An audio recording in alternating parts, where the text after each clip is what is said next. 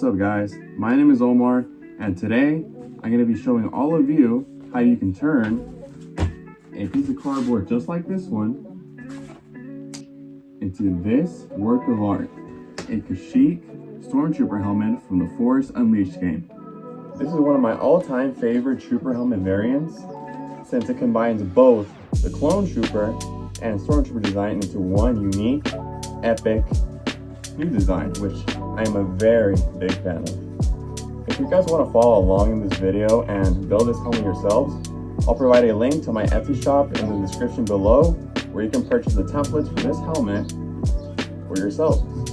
The building process for this helmet will take time, but I'll be showing you guys how to make it every step of the way. So don't worry guys, just follow what I do and this thing should come out great. Let's get started.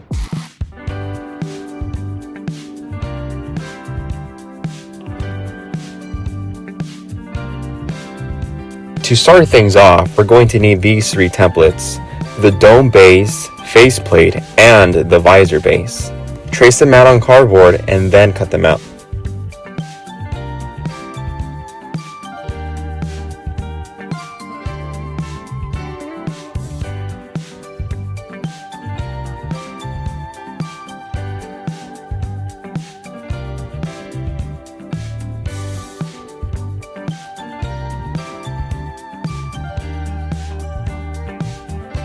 Now it's time to attach both faceplate pieces.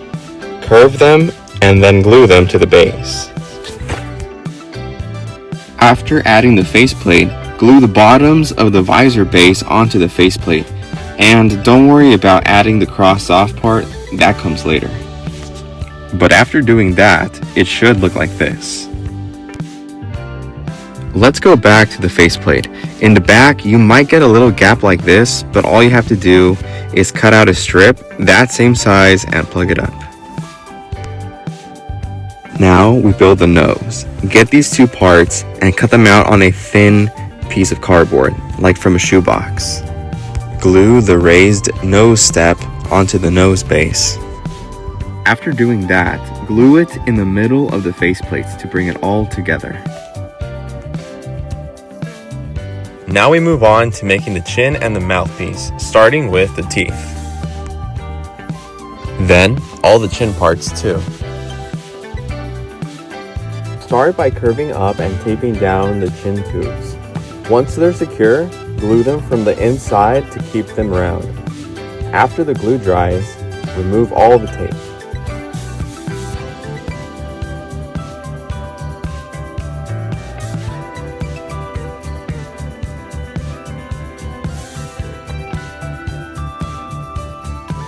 The chin tubes might be a bit jagged from the edge, but just use an X-Acto blade to cut the edge nice and even. With both chin tubes built, you'll now need the chin itself.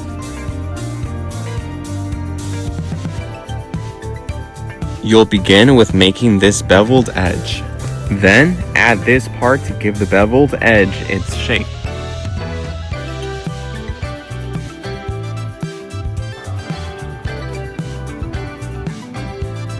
Plug up the two holes with this circular part.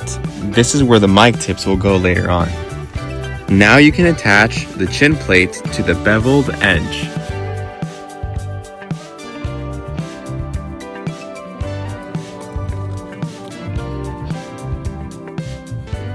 With most of the chin built, we can now attach both chin tubes to it.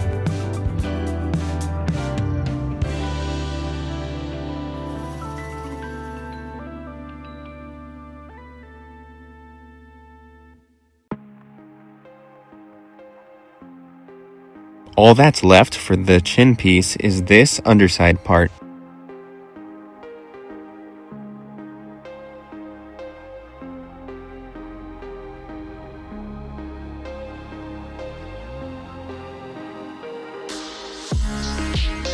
We will now glue the chin to the faceplate using the teeth.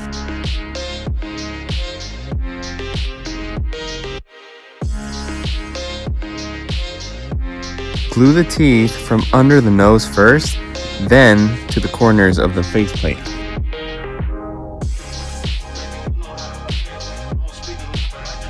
It's time to add the cheek details. Cut the cheeks out from both sides. After you cut those out, glue all 5 cheek details on each side of the face.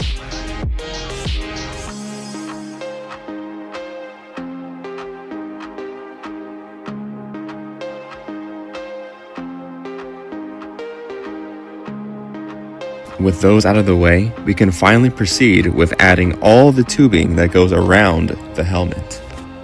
Remember to add a little extra to the front of the tubings so you have something to glue to the chin tubes. Curve, glue, and tape down both tubing parts. And always remember to remove tape from parts once the glue has dried.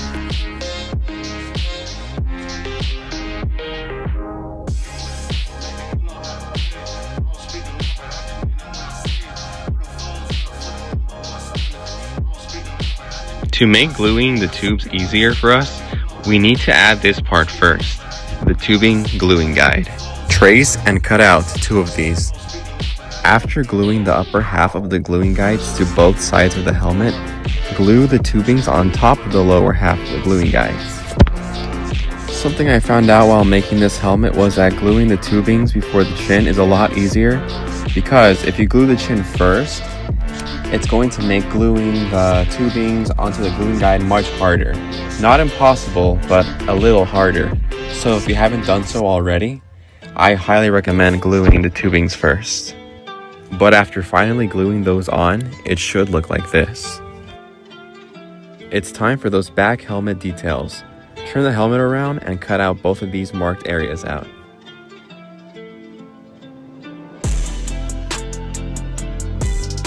Once those are out, cut out the back helmet details twice for both sides. And then glue them on.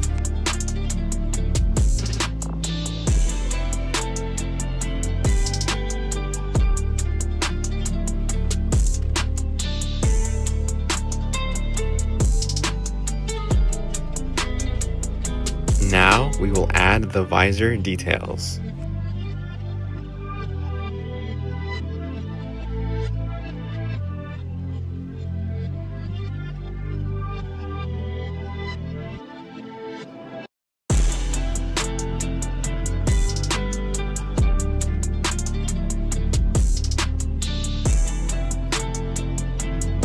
Before gluing on the visor details we just put together, we will need to cut out the visor base, just as I do here.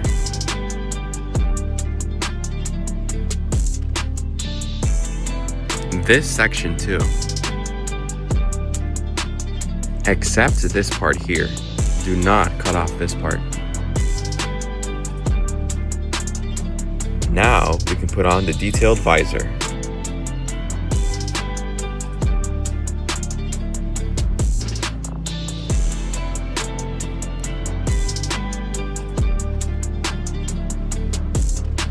Now we will finally begin making this a real helmet.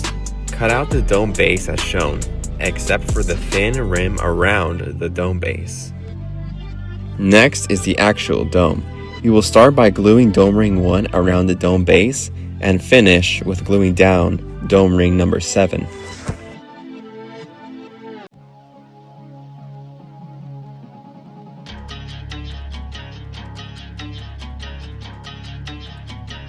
If dome ring number 1 is a little short, plug it up with a strip the size of the gap.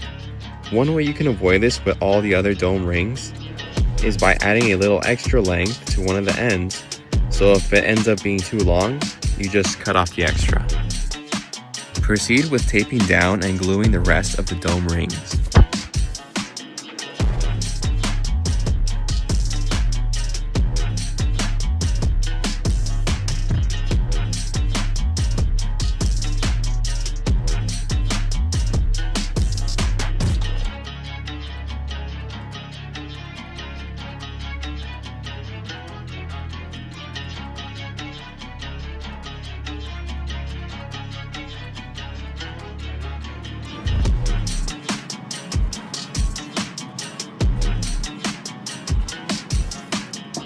After gluing all of the dome rings, you'll be left with this hole. To get a circle the perfect size to cover it up, place masking tape over it and trace it inside with a Sharpie. Place the tape on cardboard and cut out the circle you made. Once you have, plug it up. The dome is now done. Let's now build the helmet ears. These are the ear parts you'll need for each side of the helmet. For all the ear parts except the circle shape, I used thin cardboard from shoe or cereal boxes to give them a clean look and not to show any corrugation from the cardboard.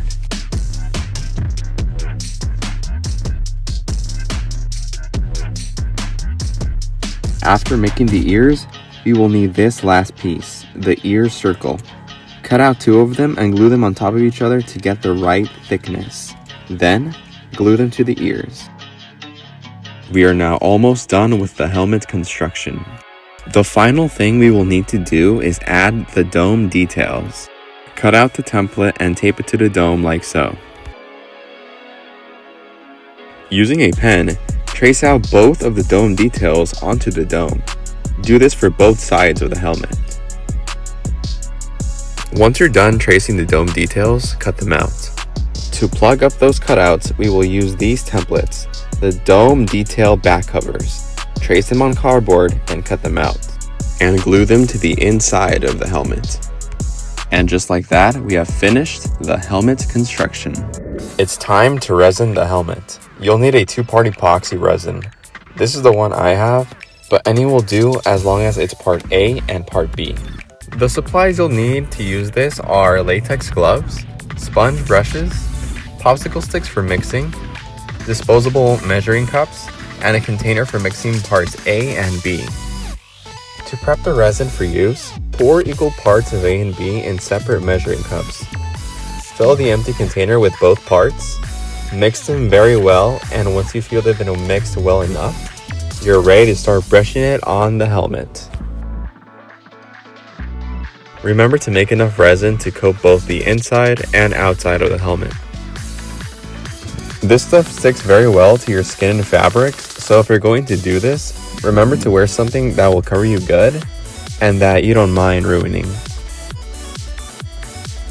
In total, I coated the helmet 2 times, twice in the inside and twice in the outside.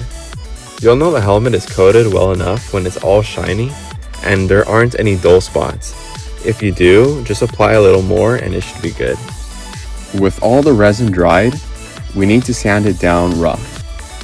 I used 220 grit sandpaper to sand down the whole helmet. You don't need to sand off the resin, just sand it enough to remove the glossiness from it. The rough texture will help the spackle adhere better. The only thing that you need to sand down completely is any resin drops or droplets that formed while the helmet was left out to dry. I recommend using a mouse sander to get the sanding done much faster and to remove any overly thick areas of resin that dried, like droplets.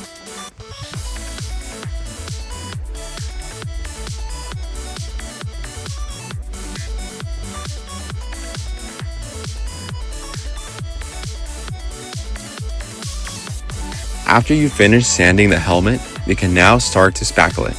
I used DAP Dry Deck spackle and some water to smooth it down. You're going to want to cover the whole helmet with spackle. The water will make applying it much easier. Spackling will help smoothing your helmet and fill any holes or deep spots. Dry Dex is pink when wet and goes white when dry. When the spackle is finally dry, sand down the helmet and make it as smooth as you can. Try and fill all the areas that need to be filled more and sand them down when they are dry. Repeat this process until you feel your helmet is as smooth as possible. To make your helmet even smoother, I'd use Rust-Oleum Automotive Body Filler and use the whole can to spray outside the whole helmet.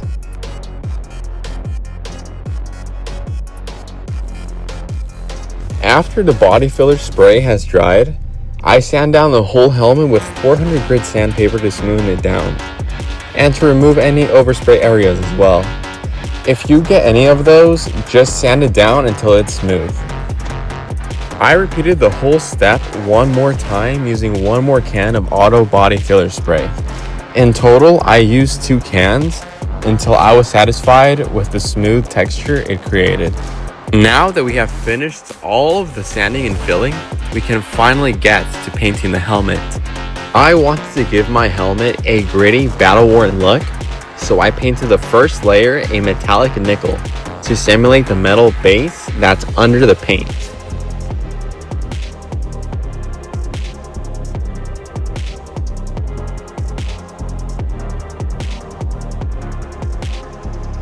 With the metal color paint dry, it was finally time to paint on the second layer. But just before we do, I will add random spots of this product, liquid latex. Wherever I apply this on, I can peel off later. This will help create a chip paint effect that will look really cool. When the latex dries, we can paint on the second layer of paint, which is white. I had to paint 3 layers of white paint across the whole helmet to get good coverage. I decided to use white acrylic paint to brush it on instead, but using spray paint would also work just as well. We have finished with painting most of the helmet down, but before we are finished, we still have one more thing: the blue stripes that go across the cheek tubes. Using the template I created, tape it on top of the cheek tube. Then, cut out each individual stripe out using an X-Acto blade. Trace out all of the stripes using a pencil and then remove the template. Finally, carefully paint over the traced tube stripes using a fine brush or toothpick. Let's now make the ear buttons. Use an X-Acto blade to cut out each button from the template. Then, use the template to make all the pieces as shown. Glue all the pieces together using super glue. Next, let's build the chin piece. Cut out all these pieces as shown. Put them together to look like this. Glue this part on each end. Cut out this template and glue it in the middle of the chin piece. Curve and glue this part on each end. You have finished building the chin piece. The final helmet accessory we will need is the chin tube mics. For this part, I used cheap kitchen faucet aerator filters and sanded off the silver paint to expose the black plastic. Let's go back to the other helmet accessories. To get them ready, we will need to cover them in spackle to cover the corrugation and sand them down to make them smooth. When ready, paint the chin piece black and the ear pieces gray. At last, all the helmet accessories are complete. Here is me gluing on all the accessories. For the helmet visor, I used a dark green face shield and I cut it out in the shape of my template. And to put it on, all I did was pop it in since it was the perfect size. The helmet is almost done, but we can't finish it without the black brow. Get this template and trace it on top of either 4mm or 6mm foam, depending on how thick you want the brow to be. Cut it out with an X-Acto knife or scissors, whichever you prefer. I slightly beveled the bottom of the brow so that it would sit better on the helmet when I glue it on. Remember to bevel on the side that you will glue. Earlier in the video, I said I was going for a battle-worn look. That means I can finally peel all the liquid latex I applied on the helmet.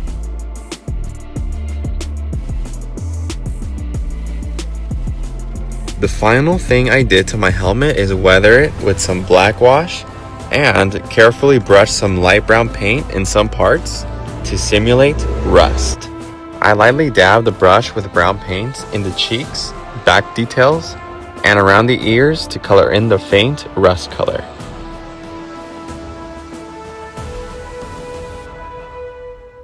Using the black wash I made, I brushed on multiple layers outside the whole helmet and then lightly wipe it down with a towel.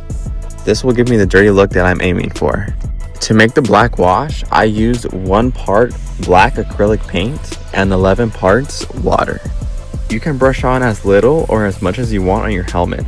It just depends on how dirty you want to make it. With the last of the weathering done, we can finally move on to the end of the video.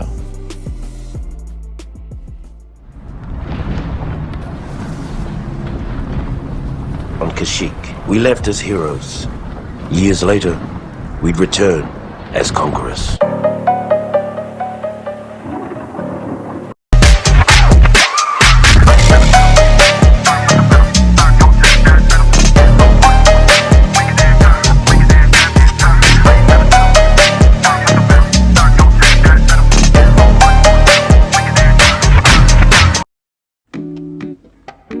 I want to thank everybody watching from the bottom of my heart. It was very fun making this video, and I can't wait to show you all what I make next. This is Buckethead Creations, signing off. Till next time.